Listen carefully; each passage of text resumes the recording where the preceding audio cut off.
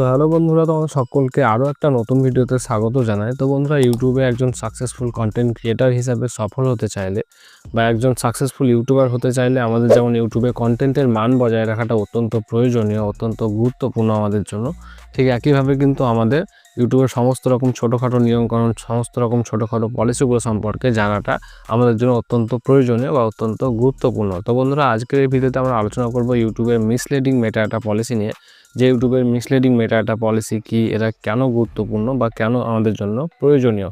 তো বন্ধুরা, তুমি যদি একজন কন্টেন্ট ক্রিয়েটার হয়ে থাকো বা তুমি যদি একজন কন্টেন্ট ক্রিয়েটার হতে চাও, তাহলে এই ভিডিওটা তোমাদের জন্য স্পেশাল হতে চলেছে, তোমাদের জন্য গুরুত্বপূর্ণ হতে চলেছে। কারণ আজকের এই ভিডিওতে তোমরা অনেক কিছু শিখতে পারবে, অনেক কিছু জানতে পারবে যে মিসলিডিং মেটাডাটা কি এবং এটা আমাদের জন্য কেন প্রয়োজনীয়, কেন গুরুত্বপূর্ণ। এবং আমরা যদি এই নিয়মটাকে মেনে না চলি বা এটাকে আমরা ফলো করে না চলি, তাহলে আমাদের চ্যানেলে কী নেগেটিভ ইফেক্ট পড়তে পারে বা আমাদের চ্যানেলে কী খারাপ হতে পারে। তো বন্ধুরা, চলো আর দেরি না করে আজকের এই ভিডিওটাকে শুরু করা যায়। বন্ধুরা, এবার আমরা প্রথমে জেনে নেব বা প্রথমে ভালো করে বুঝে নেব যে মেটাডাটা বলতে কি বোঝানো হয় বা মেটাডাটা কী জিনিস।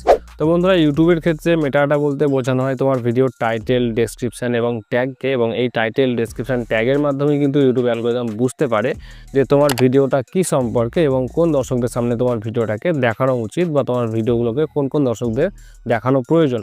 তো তুমি যদি সঠিক মেটাডাটাকে ব্যবহার করো, তাহলে কিন্তু তোমার ভিডিওটা খুব সহজেই র্যাঙ্ক করবে এবং তোমার ভিডিওটা সঠিক দর্শকদের কাছে পৌঁছে যাবে। তো এখন তাহলে প্রশ্ন হলো যে মিসলিডিং মেটাডাটা কী জিনিস বা মিসলিডিং মেটাডাটা বলতে কি বোঝানো হয়। তো এখন মিসলিডিং মেটাডাটা বলতে বোঝানো হয় এমন টাইটেল, ডেসক্রিপশান, ট্যাগ যা তোমার ভিডিওর সঙ্গে বা ভিডিওর বিষয়বস্তুর সঙ্গে কোনোভাবেই মেলে না। ধরে নাও তোমার ভিডিওটা ট্র্যাভেল নিয়ে বা ভ্লগিং নিয়ে এবং তুমি তোমার ভিডিওতে বা ট্যাগে ইউজ করছো গেমিং বা কুকিং, অথবা তুমি তোমার টাইটেলে লিখছো যে ফ্রি গিভঅ্যাওয়ে, কিন্তু তোমার ভিডিওতে এরকম কোনো উল্লেখই নাই, এগুলো কিন্তু ইউটিউবে মিসলিডিং মেটাডাটা হিসাবে বিবেচিত হয়। তো দেখো, ইউটিউবের কমিউনিটি গাইডলাইন অনুযায়ী বা ইউটিউবের মিসলিডিং মেটাডাটা পলিসি কিন্তু স্পষ্ট করে বলে যে ইউটিউবে মিসলিডিং মেটাডাটা ব্যবহার করা সম্পূর্ণ নিষিদ্ধ। কারণ ইউটিউব কিন্তু মনে করে যে এটা দর্শকদের বিভ্রান্ত করে এবং এটা তোমার ইউটিউবের বা ইউটিউব প্ল্যাটফর্মের বিশ্বাসযোগ্যতাকে ক্ষতিগ্রস্ত করে।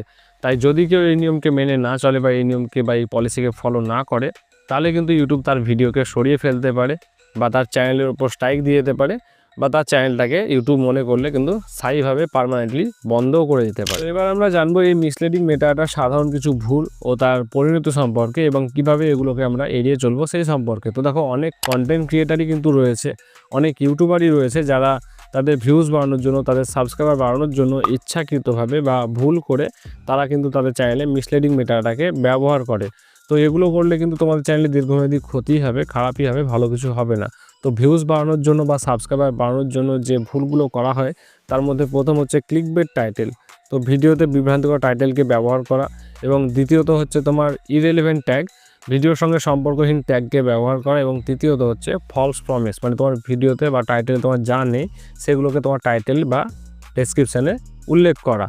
তো এগুলো যদি করো, তাহলে কিন্তু তোমাদের চ্যানেলে ক্ষতি হবে, খারাপই হবে। এই সমস্ত সাধারণ ভুলগুলো এড়াতে আমাদের কি করা প্রয়োজন বা আমাদেরকে কি করতে হবে। তো প্রথমত আমাদেরকে ভিডিওর সঠিক বিষয়বস্তুকে তুলে ধরতে হবে এবং দ্বিতীয়ত ভিডিওর টাইটেল, ডেসক্রিপশান, ট্যাগকে ভিডিওর সঙ্গে প্রাসঙ্গিক রাখতে হবে এবং তৃতীয়ত আমাদেরকে ক্লিকবেটকে এড়িয়ে চলতে হবে। তো এবার আমরা জানবো যে সঠিক মেটাডাটা ব্যবহারের সুবিধাগুলো কি কি। তো দেখো, প্রথমত আমরা যদি আমাদের ভিডিওতে সঠিক মেটাডাটাকে ব্যবহার করি, তাহলে কিন্তু আমাদের ভিডিওটা খুব সহজে সঠিক দর্শকের কাছে পৌঁছে যাবে, আমাদের ভিডিওটা খুব তাড়াতাড়ি র্যাঙ্ক করবে।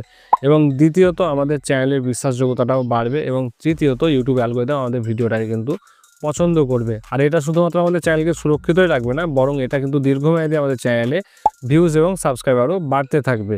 তো এই সব বেনিফিটগুলো কিন্তু আমরা নিতে পারবো যদি আমরা আমাদের ভিডিওতে সঠিক মেটাডাটাকে ব্যবহার করি। তো সঠিক মেটাডাটা ব্যবহার করা কিন্তু আমাদের জন্য খুবই জরুরি, খুবই প্রয়োজনীয়, খুবই গুরুত্বপূর্ণ। তো এই ছিল ইউটিউবের মিসলিডিং মেটাডাটা পলিসি সম্পর্কে আজকের আলোচনা। তো আশা করি আজকের এই ভিডিওটা তোমাদের ভালো লেগেছে এবং হেল্পফুল বলে মনে হয়েছে এবং আশা করি আজকের এই ভিডিওতে তোমরা অনেক কিছু শিখতে পেরেছো। যদি ভিডিওটা তোমাদের ভালো লেগে থাকে এবং যদি হেল্পফুল বলে মনে হয়ে থাকে এবং আজকের ভিডিওতে যদি তোমরা কিছু শিখতে পারো বা জানতে পারো, তাহলে অবশ্যই একটা লাইক করে দিও।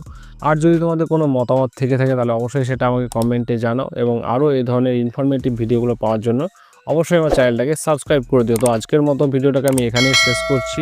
আবারও দেখা হচ্ছে তোমাদের সঙ্গে আরও একটা নতুন ভিডিও নিয়ে।